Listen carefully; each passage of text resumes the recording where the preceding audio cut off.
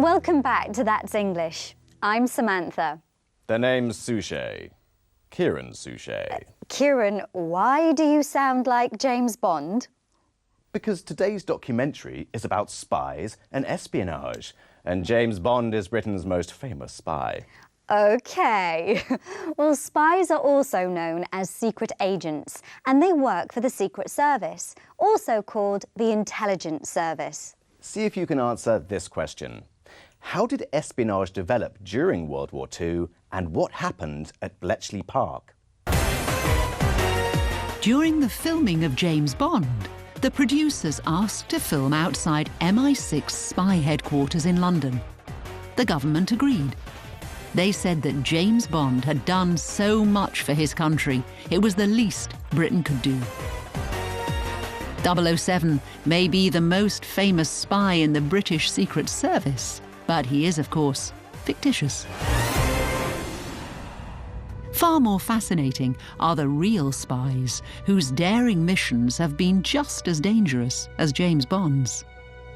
Modern-day espionage, which involves organised secret political missions, came about in the Second World War. Matt Brosnan is a curator at London's Imperial War Museum and in charge of an exhibition called Horrible Histories, Spies. He tells us about the emergence of modern-day espionage in Britain during the Second World War.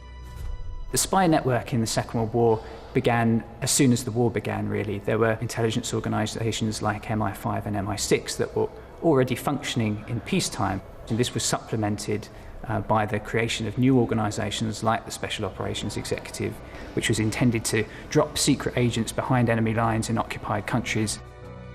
Some of the most successful and daring secret agents of World War II were women. Nancy Wake was born in New Zealand. She parachuted into wartime France to train French resistance troops. The German Gestapo called her the White Mouse, and she was their most wanted spy with a price tag of 5 million francs on her head. After the war, Nancy Wake was awarded the highest possible bravery awards from the governments of France, the United Kingdom, and the United States. Noor Inayat Khan was also awarded the highest medals for bravery. Not only was she an Indian princess, but she also served as a British secret agent and was codenamed Madeline. She was betrayed, tortured, and executed by the Nazis. Today, a statue of Noor stands in London's Gordon Square. It's the first statue of a Muslim in Britain. Not everything that appears in a Bond film is fictional. The Second World War was a period of huge development in terms of the gadgets, the equipment, the pieces of kit that were used by secret agents in the field. Technological experts developed a whole range of kit and equipment, ranging from an exploding rat through to suitcase radios, which were absolutely key to communicating, particularly in places like German-occupied France. Not all spy operations were dangerous missions to enemy land.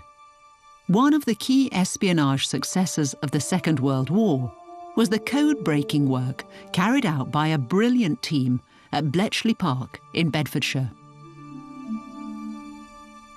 Bob Horner works as a guide at Bletchley, now a National Heritage Site.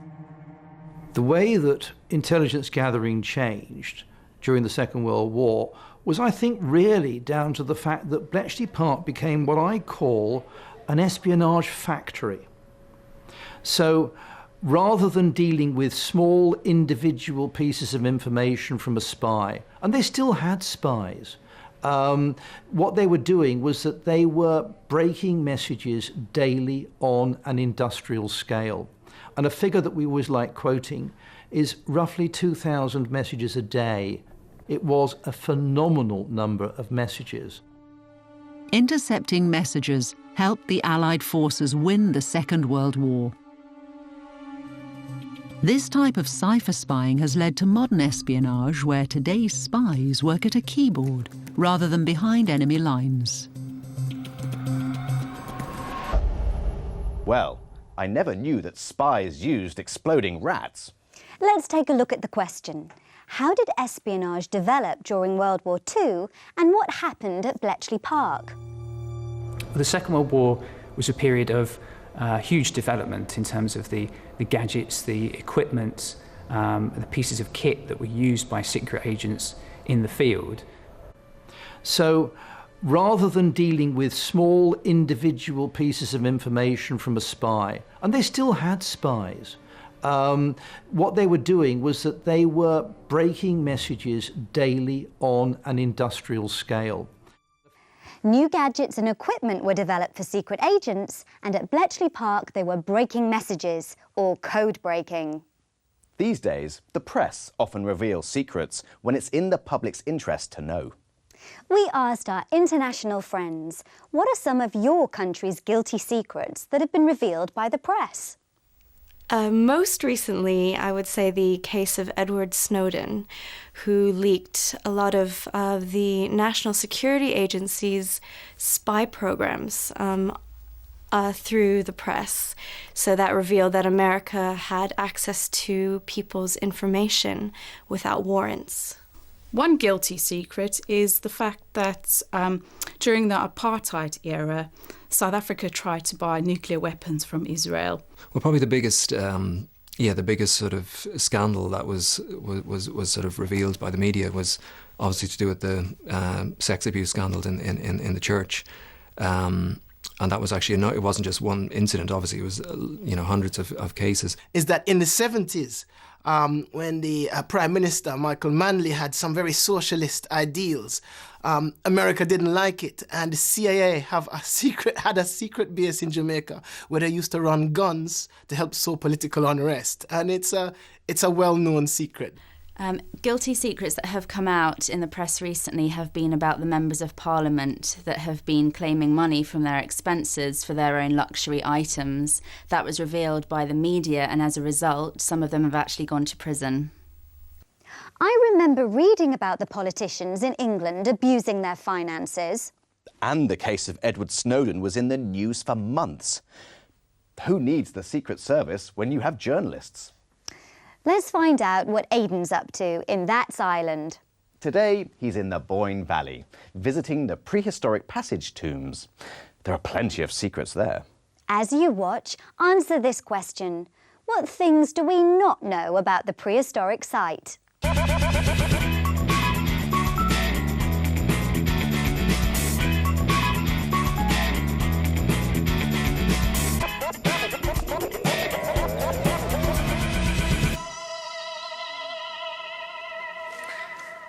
Hello, today I'm in the Boyne Valley, or Brú na Boyne as it's known in Gaelic. The Boyne Valley is situated around a large bend on the River Boyne. This World Heritage Site is one of the most important archaeological landscapes in the world, home to 3 prehistoric passage tombs. We're going to visit 2 sites today, Nath and Newgrange.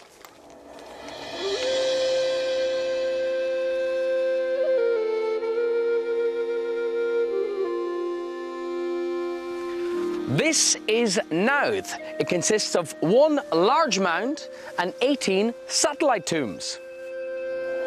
The big mound here is the largest of all the passage tombs in the Boyne Valley. It has 127 massive curbstones around it. Most of these have been carved with different patterns and designs. I'm here with John, who works at Brú na Boyne. John, can you tell me a bit of history about the great mounds here at Nath? Yes, Aidan. Nath is part of a passage tomb complex here in the Boyne Valley. It's one of 40 structures, and in fact it is the largest of its kind ever built. What do people think that the great mounds here and at Newgrange were used for? Well, the common perception is that they were used for burial mostly, although some people believe there was more to it than that, maybe more rituals taking place. But in all of these structures we do find cremated human remains, so burial was a very, very important part of it. What are some of the biggest secrets surrounding this site? The main secret, of course, is that, well, we don't know what the art represents anymore. We've lost the ability to interpret these magnificent symbols. Newgrange is the most well-known Irish passage tomb. Visitors to the mound can enter the structure through a long passage. This connects to a cross-shaped chamber inside. The entrance stone at Newgrange is particularly impressive. The 3 interlocking spirals have become an iconic feature for design here in Ireland and beyond. This stone is often described as one of the most famous stones in megalithic art. Above the door leading to the passage is a small window.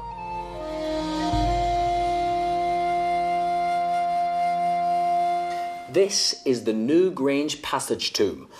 Well, it's just a replica here at the Brú na Bóinne Visitor Centre. I'm with Claire here from the centre. Hello, Claire. Hi. Claire, why have you built a replica of the Passage Tomb here at the centre? This replica gives people an idea of what the chamber looks like. Also, it gives us an opportunity to show people what it's like to be at Newgrange at the winter solstice. Can you describe what happens during the winter solstice at Newgrange?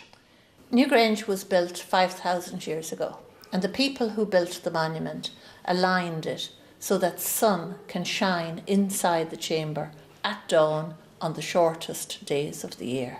What a great experience. How do these ancient people design a structure like this? We think that within their community they had experts in astronomy, in geology, and in building, and in engineering.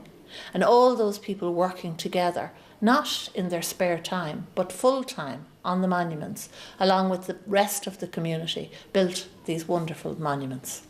What are some of the biggest secrets still surrounding this site? We would love to find where these people lived. That, we feel, would give us an insight into their everyday lives. We would love to find out what the art meant to the people, so that we could see these monuments not with our 21st century eyes, but with the eyes of people who lived in the Stone Age. Thank you very much, Claire. This truly is a spiritual place. I'll see you next time in Kilkenny. It's amazing how these prehistoric people built these monuments. Did you get the answer to the question? What things do we not know about the prehistoric site? The main secret, of course, is that, well, we don't know what the art represents anymore. We've lost the ability to interpret these magnificent symbols. We would love to find where these people lived. That, we feel, would give us an insight into their everyday lives. So, we still don't know what the art on the tombs represents, nor where the people lived. We don't have an insight or understanding of their everyday lives.